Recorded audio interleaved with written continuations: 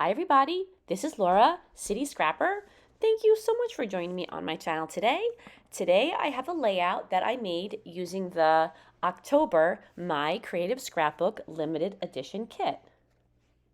After creating 4 layouts with the October kit, I had a number of scrap pieces of paper that I wanted to incorporate into a layout. So I trimmed a lot of the scraps so that they would be uniform strips, and now I'm inking the edges. The papers that were more on the greenish bluish side, I inked those with Tim Holtz Distress Oxide in Uncharted Mariner. And then for the more peach and orangey colors, I used Abandoned Coral. I'm also including some die cut pieces. You could see those laser cut lace pieces. I don't end up using those on this layout, but I was going to try to incorporate them into the layout. I used a piece of white cardstock and I cut a diagonal strip of paper, and it measures approximately 4 3/4 inches wide. I traced around the outside of one of the frames that was in the kit that I want to use on this layout. I didn't want to put strips of paper where I didn't need them, so that was just for me to get an idea of where to attach down the strips of paper. I measured every 1/2 inch, and I'm going to draw lines across this strip of paper, and they're not necessarily to place the strips of paper on because the strips of paper are different widths, but this just acts as a guide to let me know if I am going astray and if I have the strips attached down straight. If I don't have these lines, a lot of times I find that I will put the strips down and eventually they start getting a little crooked. I put some ATG adhesive over the back of the area where I'm going to apply the strips, and then I begin to attach them down to the strip of paper. So I found that I could use one strip to go across the entire larger strip if I just cut it where the photo was going to go. The majority of the strips that I'm using are 1/2 inch wide. The reason for that is a lot of these are branding strips. Not all of them. There are some scraps of paper. I didn't want all of the strips to be 1/2 inch though. I think it looks kind of interesting when there are different widths. So I added in just a couple of really narrow strips. And then on the end, I used a wider piece of paper and then I trimmed that down to size. And now I have the excess trimmed off of all of the edges, and now I'm inking the edges with Abandoned Coral on one side because there's a little bit more orange on the right hand side, and then some of the Uncharted Mariner on the left hand side because there seems to be a little more blue on the left hand side. So initially I was going to use this side of the piece of paper, and this was actually the reason why I made this diagonal going in the direction it did, because I wanted to fit between those two flower clusters. I don't end up using that side of the paper, and I also don't end up using this particular frame because there was another frame that I thought looked better with the strips of paper that I used. But in the meantime, before I make these changes, I add some thick white cardstock to behind my photo. This just helps to make the photo more sturdy so that when I pop it up on some foam, it doesn't bend when it's in the page protector. So now I'm adding some fun foam to the back of the photo, cutting it to size. And I love the way the fun foam is adhesive on one side. It makes life so much easier. I'm just adding a couple more tiny strips to go all the way up to the edge, and I use ATG adhesive on the back of the foam. It wasn't going on as easily as it sometimes does. I find that different rolls of ATG adhesive can be slightly different in the way they behave, but I did eventually get the adhesive on there and attached it down. So now you can see that I have flipped the paper over, and that was not an easy decision because the other side of this piece of paper is absolutely gorgeous, but with what I wanted to do with the embellishments, I just thought that it would be a better choice. I'm going to cut out the center of the paper because of course it's going to get covered up, and that way when I make another layout, which I have planned with the last piece of paper from the kit, I will have a little bit of this greenish blue paper to use. And it's just my nature not to waste anything, but particularly these 49 and market papers. I just absolutely love them, and I think that every little scrap is gold. So that's why I cut out the center. You certainly don't have to conserve the way I do, but I just always try to make use of every last bit of paper. And then before I attach the larger strip down to the background, I added one more really thin strip of paper. I liked the way it looked on the right-hand side, so I thought I would mirror that on the left-hand side. So I inked the edges, and now I'm attaching it down. And I really do think that those little touches make a difference in the layout. So now I'm putting adhesive on the back of that entire strip. And finally, the background is ready to embellish. Before I start embellishing, however, I do add some more inking to the edge of the layout.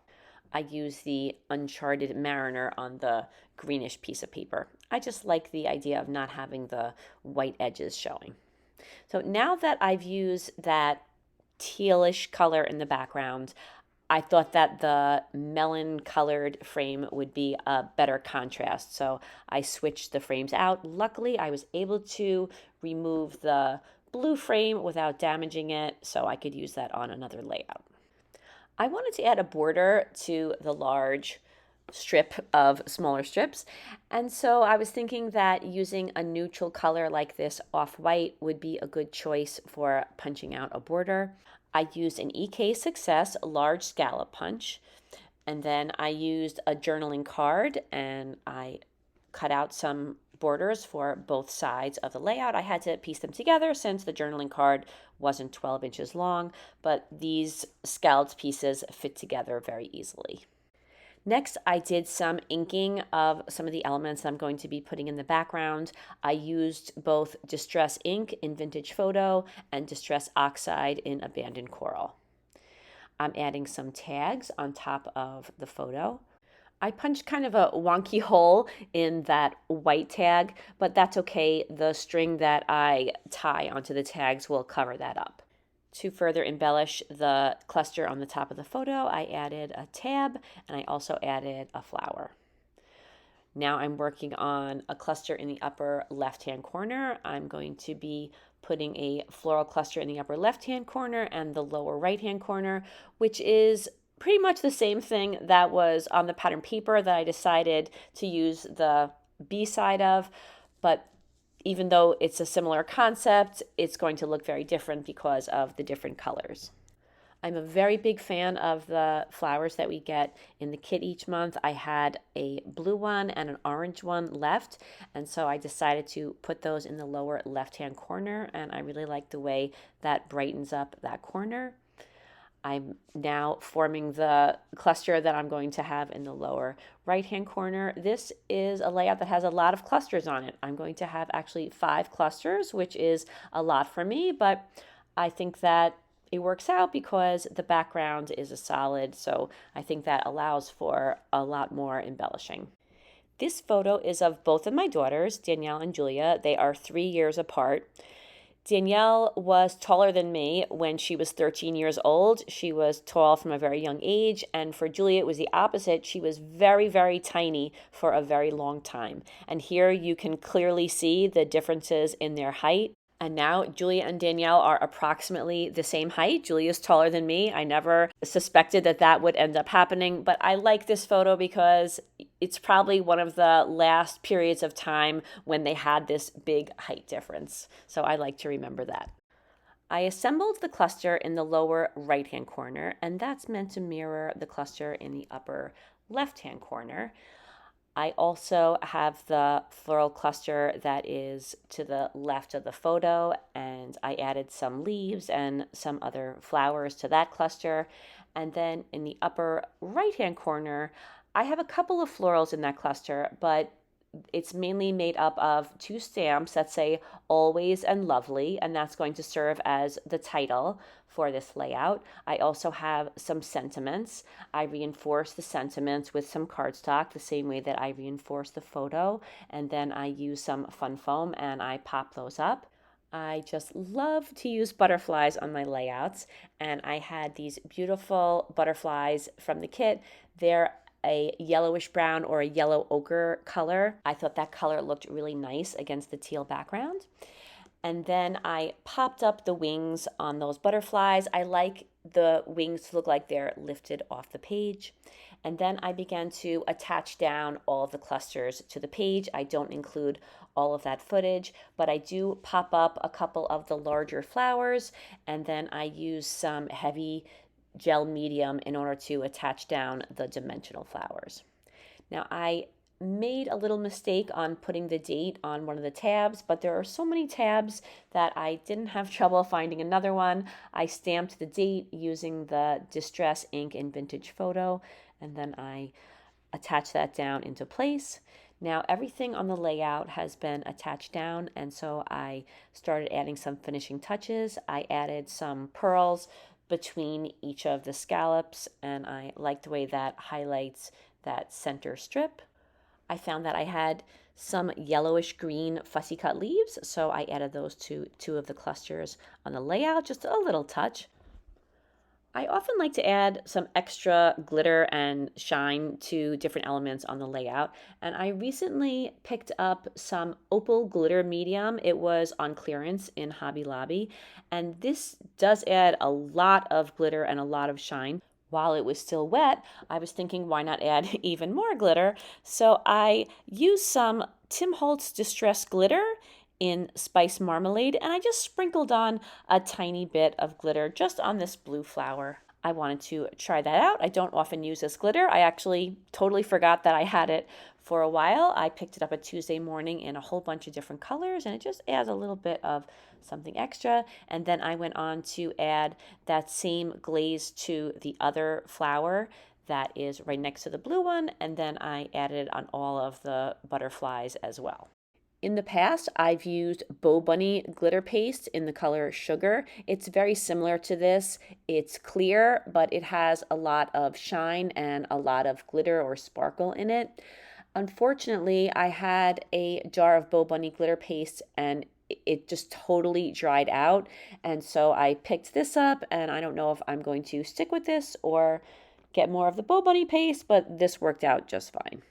So now I'm using some twine, and I am putting it through each of the tags on top of the photos, and I am tying a bow and then cutting it to size. And I really like to put something on tags. I really like that finishing touch. And then another finishing touch that I love to add to my layouts is white splatters. I protected my photo, and I'm adding some watered down white acrylic paint, and I really don't put a lot of splatters on, for me anyway. I just wanted to add a few splatters. I just want to add some splatters to the 4 clusters, mainly to the clusters that are in the lower right-hand corner and the upper left-hand corner, because I love the way that white paint looks against that darker background. I like to add randomized kind of organic elements to the layout, and this is something that I think that the white splatters can help to achieve. But sometimes the splatters aren't randomized. Sometimes I have to go in there and dot them in, because sometimes it's hard to get splatters exactly where you want them to go. But the ones that I dot in never look the same as the other splatters. So that was the very last touch on the layout. This layout is complete, and here are some close-ups. As always, thank you so much for spending your time watching this video. I really appreciate that. I really hope that you enjoyed this video. I had a lot of fun making this layout. Please take a look in the description box, where you can always find the link to the My Creative Scrapbook website. You can look at all the kits that are available. And if you're interested, that's the place where you can purchase a subscription. And if you like Christmas scrapbooking, there's a lot of great kits on the way. I'll be back with another video very soon. I hope to see you all then. Until then, take care and have a great day. Bye-bye.